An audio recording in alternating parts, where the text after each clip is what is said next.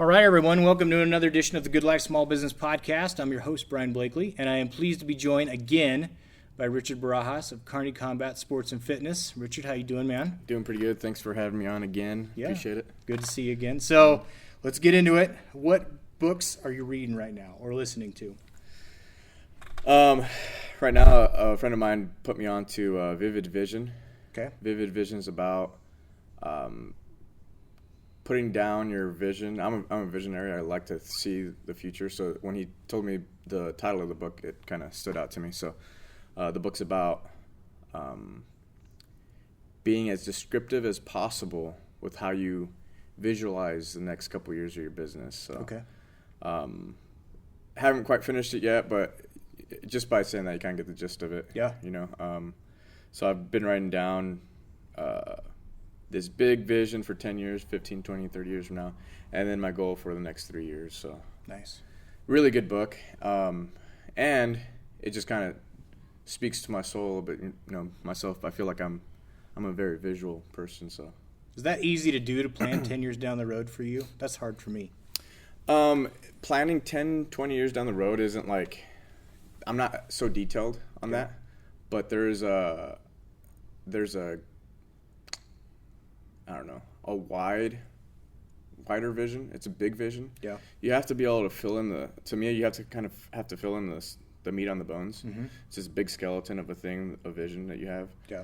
So part of my vision is owning a franchise, getting into real estate, owning a production company, and it's so big, it's Nice. so crazy that if I don't put all my effort into it, it'll never happen. Right.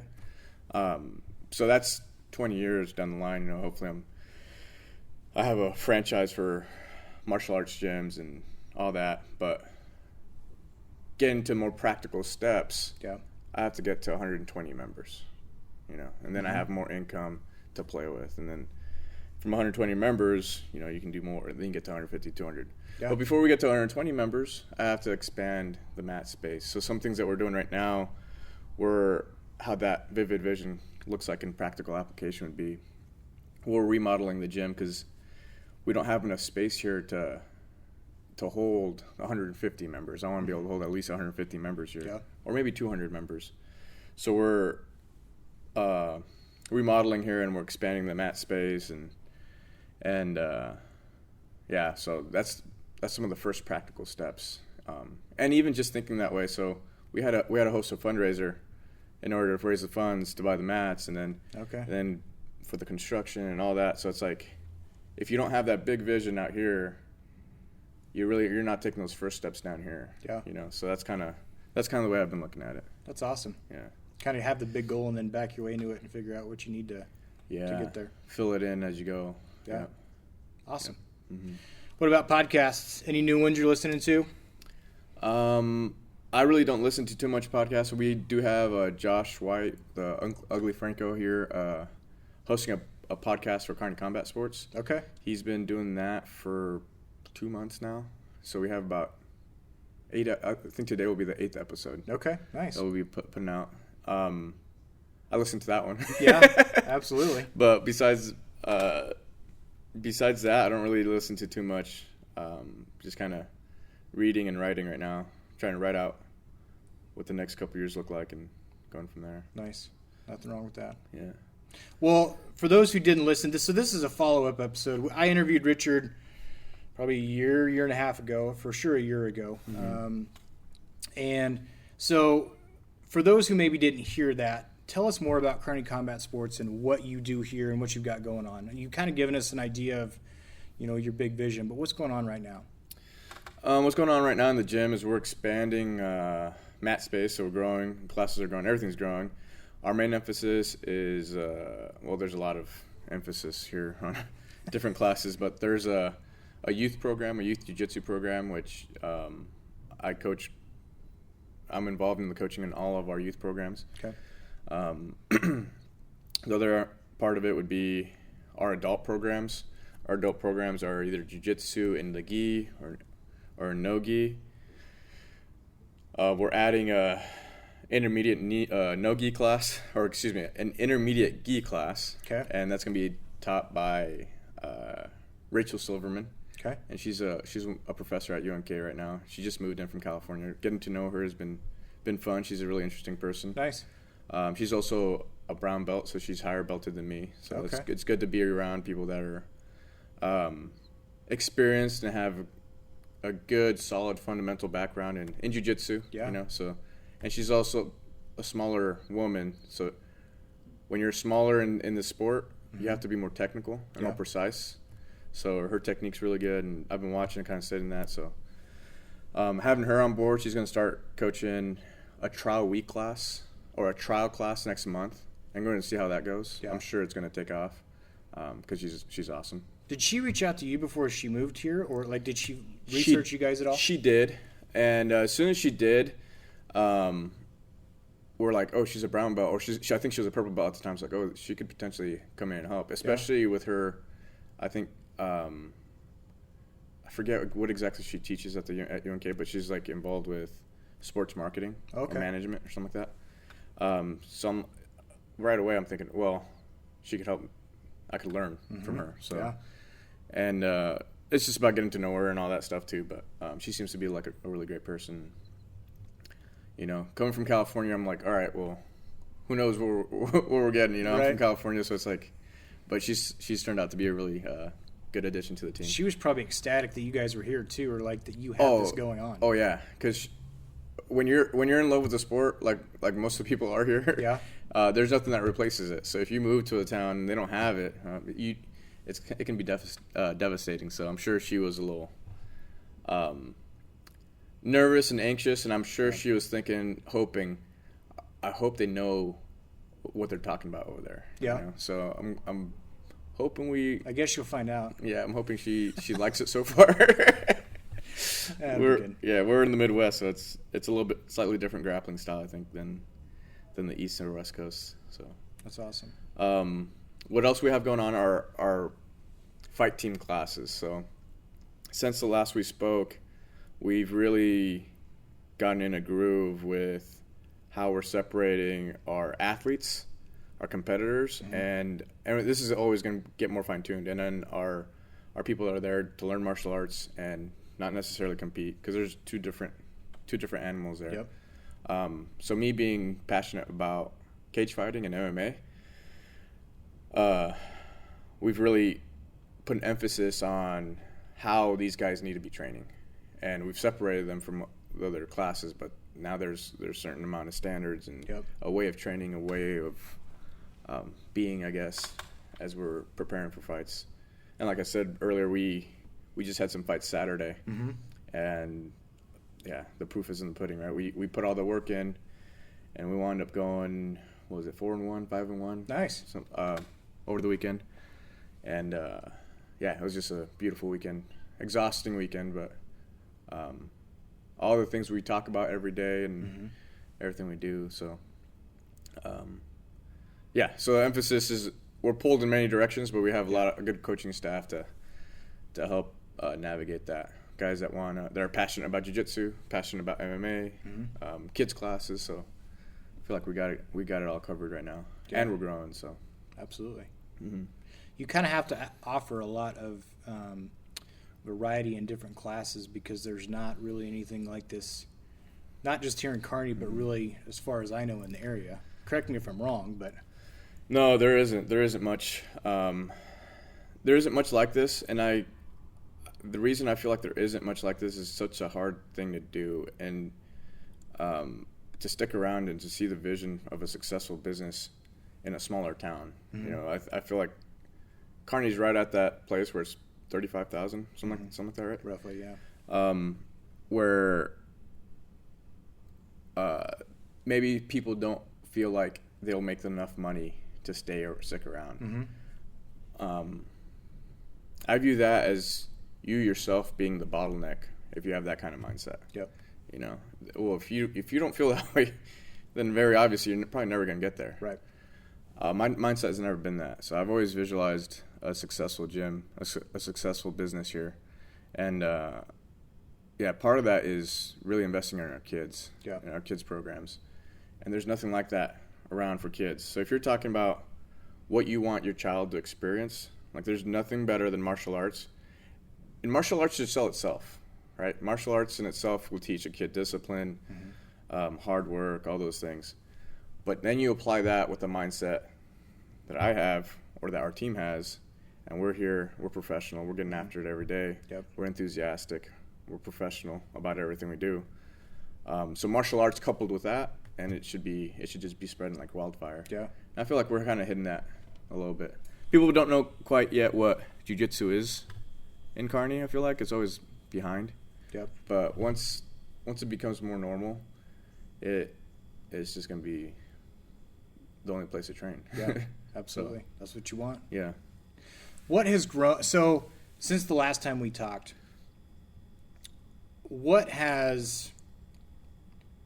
changes has your business gone through? Whether it's, and I guess specifically talking about the classes, are you training more fighters for cage fights now? Do you have more kids that are coming in to your kids' classes? Are you having more people that are maybe just coming in, not necessarily to fight, but they want the exercise, they enjoy the camaraderie? Mm-hmm. Have you seen an increase in all three of those? Is there one that really is, taking it up a notch above the others? Yeah, so we've seen an improvement in each one of those, and an improvement doesn't necessarily mean a lot of growth, but just a more smoothly ran class. Yep. With a better understanding of standards, and so all those classes have grown as well. But for example, our MMA fundamentals class is now our biggest class. Okay. And a big part of that is due to how active we are on the competition scene. Mm-hmm. But it's also how well my coaches have carried themselves, and they've competed and they've built relationships. So, Jose Hernandez is the guy leading that class, and he's just been on fire this whole year, just competing. He's been fighting. He's been building the team. Yep. He also helps here with whatever I need help with. He's like my right hand man. So, yep. So he's been a huge part. And now, just the other day, this is going back to our first conversation, we had so many people on the mats. There's actually people training off the mats. Oh, really? Because we didn't have enough space. Right after the fights, Jose fought on the card. He looked amazing. It's all just like a culmination of this momentum we've built as a team. So, and so he's been a big part of that. Then with our youth program, Alex Weaver has been doing a good job putting together a program with that. I've been helping him with that as well. And the 4 to 6 year old classes right now are big. That's also the most difficult class to coach. And I challenge anybody out there, because there's a lot of people out there that they'll bring their kids. It's just, and it is a skill like nothing else you've ever done. You know, controlling kids. About a 5-second attention span. Oh man, it's crazy. But I'm passionate about teaching them jiu-jitsu. Yeah. So how do we get them on track long enough for them to learn? So a lot of the stuff we're doing, you're not going to find anywhere near us. Yeah. The things we're doing with the kids is obviously not every day is going to be great, but with the things we're doing, how much focus and effort we put into it, there's just no one in the area that's going to be able to compete. With that age range, though, it's more about having fun. I mean, it is about having fun. You want to teach them, start teaching them technical moves. You want to teach them discipline, but at that, it's more about having fun and just. But you can't have fun if you don't have control of the class. Yeah. If you don't have control, no one's having fun. Yeah. And so the most important thing in that age is control. Like if you're not controlling the class, good luck. So, so there's a lot of things we do in that class control-wise, and it has to be fun. But before it gets to the fun, we have to have an organized structure so those kids know kind of the pecking order. Because if the kids think they're in charge, you're in trouble. Yeah, you're in trouble. And sometimes they think they're in charge. They're kids. They want to test boundaries and they want to do all that, and it can be a little frustrating sometimes, but we do a real good job taking control of that class and then making sure that they're having fun. Nice. So, have you brought on a lot of new coaches? No, we haven't brought on too many coaches. Justin Weaver's another coach I've brought on, I think, since our last conversation too. Okay. He's been doing an amazing job. He also fought on that last card. He's been kicking so much butt just with his fundamentals no-gi class. So he's wrestled in college. He's been doing jiu-jitsu and MMA for I want to say 10, 15 years, somewhere in there, 10, 15 years. Just a stud guy. If you look at him, he looks like he's the guy. Yeah. You know, Yeah. so he has a great personality and he does a good job. He's another guy that's been brought on recently, and he's another reason why the fundamentals classes have been growing so much too. He has good structured, organized classes. Sometimes I'm like, all right, we got to slow it down a little bit, but for the most part, he does a really good job. Yeah. And then Chelsea runs the front desk, so she's been doing a great job, really handling all the responsibilities that we have. You know, learning how to run a business, we have roles. You know, so I think a year and a half ago when we last talked, I was a little overwhelmed with everything too. And then coming out of COVID, now we're well past COVID. Well, maybe it's coming back. Who knows? Yeah. But since we're so far past that, I feel like we're finally now like catching fire. Yeah. You know, we got an amazing momentum going on, and then an amazing coaching staff. So, and then we'll see how Rachel does. I'm sure she's just going to be a great addition to the team. Yeah. know. That's awesome. Hard work's paying off.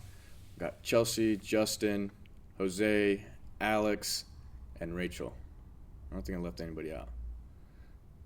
No, I don't think I did. Nice. Yeah. Nice.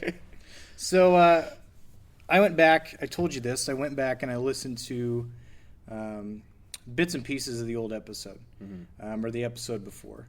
And when I asked you what you wish you were better at in your business, you said everything. Yeah. So I wanted to follow up with that, and I wanted to ask you specifically, what's one thing that you think you've gotten better at?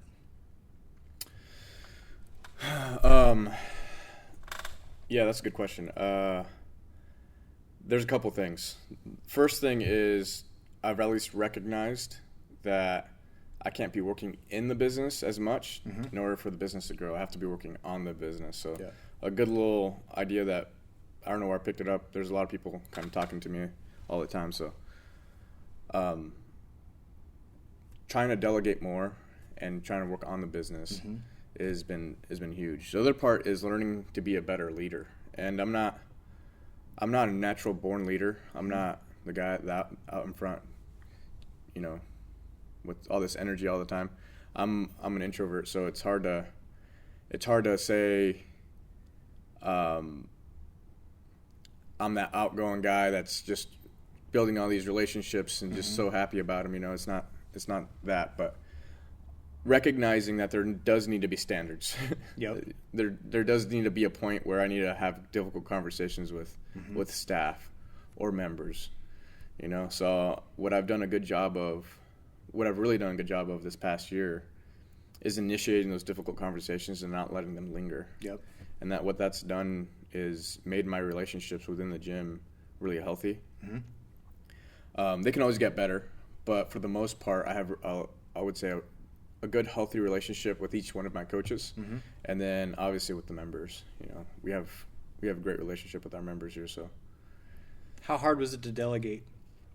It's still very hard. Yeah, it's still very hard because you relinquish part of your control or what you feel is control, and then nothing ever meets the standard. You're always thinking, and this is another conversation I had with a buddy of mine recently. He's like, no one can do the job better than I can. No one will ever love it as much as you do. Yeah, and that's we had that conversation last time too, and it's hard, but getting in the habit and the routine of delegating, and then if things aren't meeting standard, you have to have those conversations and you have to adjust. So I have done a good job of letting go. Okay, I'm not liking it. We're changing it. Right. You know, so I think there's two ways of looking at it too, where sometimes you feel like you just need to let go of control, and whatever happens is going to happen. Yep. Right. But on the flip side of that, you don't want to let control of it because you want to have this extremely high standard for it. But really, it's a combination of both of those. If you let go of that high standard, the whole thing falls apart. Right. If you just let somebody run with it, right, and then you're not communicating what you're expecting. Right. So there needs to be a balance of, okay, I'm gonna let this person do it, but I'm constantly nagging at this. Yep. Well, and I shouldn't even have to nag half the time because they already know the standard. Yep. So feel like that's kind of reinventing the wheel a lot of the time. I think that's what being an entrepreneur is sometimes. Excuse me, sometimes. But has there been a little bit of reward though in seeing your coaches grow? Because I think that's part of delegating too. Is if you can bring on the right team members, you may not be the most outgoing person, and so finding people out there that are more outgoing, that kind of portray maybe the image that you want to have but is not necessarily in your personality, and then seeing them flourish and grow. I've said this before on the podcast, that's an unintended consequence of starting your own business. Is when you get to a place where you need to bring on people, having them get to a place where they are able to shine and they're doing something that they love, and to being able to coach them through things that they can do better, and just not constructive criticism, but saying, okay, I think we can get better here. Here's maybe do it better this way, and you're not coming down on them, but you're saying, hey, you're doing a great job, but I think you could do better, and here's the standard, but it needs to be. But I think that's great to where people can love what they do, and to see them flourish. I think it's an amazing part of being a business owner that I don't think is talked about enough. Yeah, there's a lot of good feeling coming from the coaches. Yeah. And I feel like because we do a good job of that, the members feel that. Yeah. You know, they get that good energy as they come in the door. Yeah. And our coaches have good energy, and I feel it's because we do communicate. We have our team meetings when we talk about what could be done better. We hold each other accountable when things aren't meeting standard. But we also talk about the things that we're doing good, And sometimes for me it's hard to focus on things that are going good because I feel like we could always do better, So part of being a leader is... And sometimes you're always dealing with problems. Yeah. Like, it's hard to see the good things because if you do try to take your way, if you're trying to get out of the business and you're working on the business, a lot of times all you get is the problems. That's what it feels like. Yeah. That's exactly. I laugh because I feel like, I'm constantly putting out fires. Yeah. There's a fire here, or have to have that conversation over here with this person. I have to make sure the energy's good. I have to make sure people are getting over whatever they're over, and then they're moving on, and then they're fully focused on coaching. Because our vision as a team is to have this be a full-time gig for each one of the coaches, and to be on salary. I kind of model my vision a little bit off of what's going on in Omaha with one of the biggest teams in gyms in Omaha, and they have like 400, 600 members depending on the month. That's a ton. And their coaches are paid salary. They don't do anything else. They're getting paid more than teachers are. Yeah. So it's doable, especially since we're the only ones out here. But in order to get there, coaches have to be fully invested every day, and that requires me to deal with a lot of problems. You kind of have to be. You kind of have to be the. If there's a duck on the water, the small business, the owner. If you're doing it right, you are the. Everything looks good on the outside, but it's you're the legs underneath the water that are just going like crazy, making things go. And as long as you can take care of things on the back end, put out those fires, and give your coaches the freedom to do what they need to do, and it's just whether it's what you do or it's your employees that can go out and whether they're doing sales or whatever it is, you've got to make sure that you free up their time and give them the ability to do those types of things, and it's not always the funnest position to be in, though. That's a good analogy. Yeah, pretty accurate. I feel like I'm running around a lot.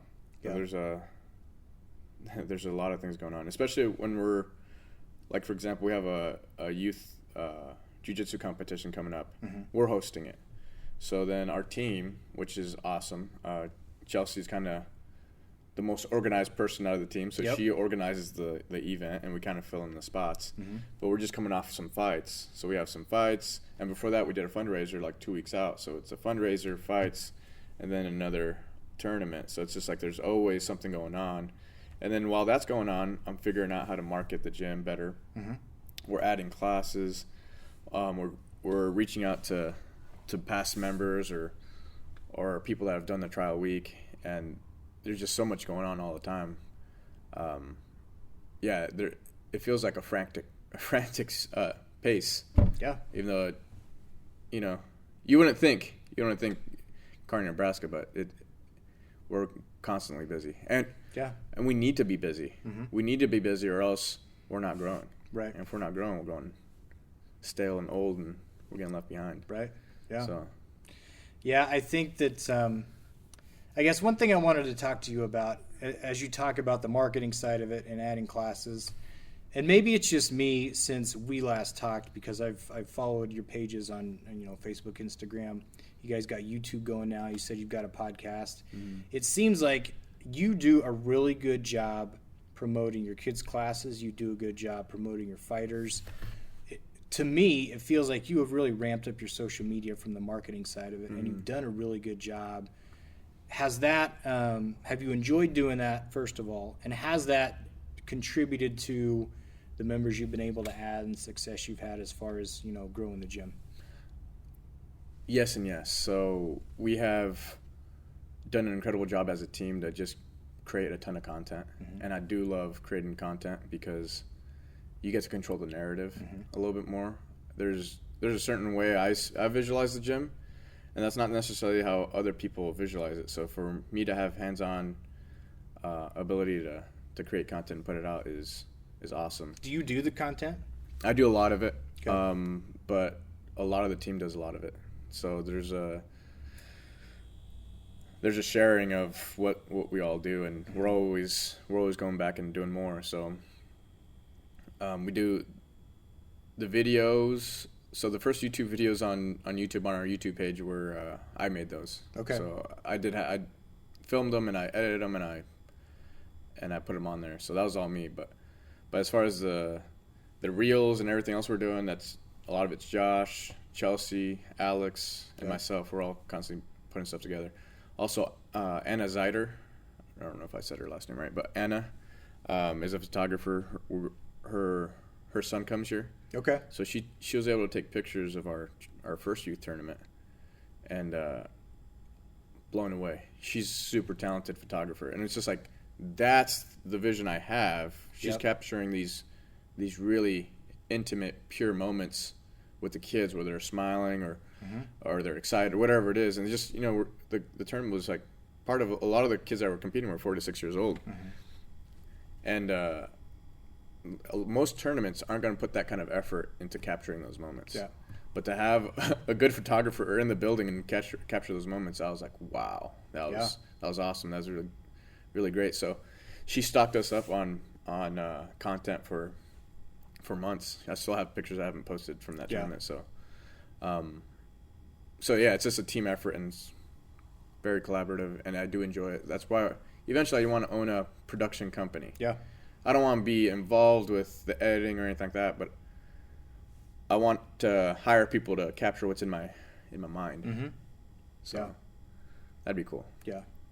Yeah, and I think that's probably a service that you could offer to other gyms, that are maybe in a position where you were at when you were first starting and just trying to grow. Exactly. And it's not something that's on their mind. They're just trying to keep the doors open. Well, eventually, hopefully it's not someone else's gym. It's another one of my gyms. Right. Well, yeah. There you go. So, exactly. I wanted to commend you because I can see, and just talking with you, even just in conversation, like you've put in the effort. You've put in the effort of the YouTube page. I think the podcast is great, even though it's not you doing it, but as your team members, I think that's even better actually, because you get them involved. And it's great that they're willing to buy in, and they're like, we'll all help with this. So I think you guys have done a really great job promoting the gym. I appreciate that. Thank you. Yeah. Absolutely. Yeah, and with the podcast, I feel like more people are excited about it. And the reason they're excited about it is not because I'm on it. I've been on it once. They're excited about it because it's almost like a neutral party came in and is doing this thing, and now they get to interact and kind of be themselves without me kind of lurking in the background. Mm-hmm. Well, sometimes I am, but just to make sure things are going good. But yeah, they're excited about it. You know, there's within our small community, it's been something people are talking about. So because the YouTube is more the behind the scenes stuff. Yeah, and I only did 2 of those. I want to get back to doing more of those, but we did a little docu-series for our training camp, and that was the behind the scenes stuff leading up to the fight, and I had a lot of fun doing that. It's just, you know how things are. It's all time consuming. You want to be good at something, you want to put all your time and effort into it, and I just couldn't justify doing that and then running the business at the same time and being a coach. Yeah. So, but goal is to find someone that's all in, and goes all out on being a videographer, and have them create something amazing on YouTube. Yeah. So nice. Hopefully we can get to that point in the near future. Yep. So what would you say, you've told us what you feel like you've gotten better at since the last interview. What do you feel like is it the social media side, something that you feel like you still need to work on to that can take this to the next level? Yeah, so there's a lot of things I'm coming to the realization of where I need growth, you know. And I was telling you, I'm the bottleneck of my business, so I'm understanding that better. And it is about delegating, but it's also about having systems and standards in place so people aren't second guessing or undermining the standards that we have. Right. And they're operating under this understanding and agreement that we're all in, and we're high energy people. We're at it every day. Yep. There's no excuses type of thing. So the area is creating business systems and working on my business, not in my business, and that's really the area of focus this next year. If I want to get to 300 members, I have to be the guy working on the business, not in the business. Yep. And that's really, I had a little bit of ministry experience when I graduated college, and the way the church looks at the body of Christ, you know, everybody has a different function, is basically how you should look at business. So the business is, everybody has a role. It's a body. Your business is a body. So someone's got to be the eyes, someone's got to be the legs, the hands, and to really understand that deeper and continue to invest in the business from me being outside of it is the thing I want to do this next year. Hopefully I can quit being so stressed. You know, I carry a lot of that stress every day, I feel like. But if I can step back, I think that'd help a lot. Yeah, it's easy to get sucked back into. Yeah. Really easy. Really easy. You think something will be simple, and then it ends up taking 2-3 hours out of your day, and so. Yeah, it is. Well, it's just nature. Yeah. You know, you've been doing it for so long. It's hard to rewire your brain. Yeah. You know, and that's what you're doing is you're building new pathways within your brain to, I can't think that way anymore. I got to think this way. And then you forget, and then you're back to your old habits. It's like, okay, I can't do that anymore. I got to do it. You kind of have to figure out also a new way to find joy in your role, because I mean, you've got to figure out a new way. Like for salespeople, it's getting that sale. And if you're in a role where you're a business owner now and you're not the one that's selling, you've got to figure out how to get joy out of, you know, watching other people get that sale, or helping the business grow, or whatever. So you don't get to do maybe what got you started in this as a business owner. You've got to find a way to find joy in other ways. So that can be difficult. That's definitely something I could get better at. Yeah, is finding the joy in the things. My first instinct is always just jump right back in there. Yeah. So it's, it's tough. Hey, man, it's been great to get to talk to you again. Tell us more where we can find out more about Kearney Combat, classes, things like that. All the information is on KearneyCombatSports.com. If you're wondering about the class schedule or anything like that, it's all there. You can email us through the website. You can call us or text us through the website. And, everything's on the website. You can follow us on Instagram or on Facebook at Kearney Combat Sports. Or you can just come in through the front door 2219 Central Avenue, and try a trial week. A trial week here is $25. Okay. So if people are interested, that's a good way of trying out classes without being committed to a month-long membership or anything like that. Got it. And what's the name of the podcast again? It's Combat on the Couch, or Okay. it's the Kearney Combat Sports podcast. So you can find that on Spotify, and that's through the Ugly Franco production. So Josh White has been doing that for us. Got it. And then the YouTube page as well. Just search Kearney Combat Sports. Yep, Okay. YouTube. Yep. Got it. Yeah, Awesome. appreciate you. Thank you. And Hey. yeah, appreciate you coming back. Absolutely. Yeah, it's Doing this the second time. you're doing great. It's always I enjoy sitting down and talking business with you because I enjoy just hearing about your vision and your dedication and the standard that you've got. It's awesome. So you're doing great. Appreciate it. Thank you.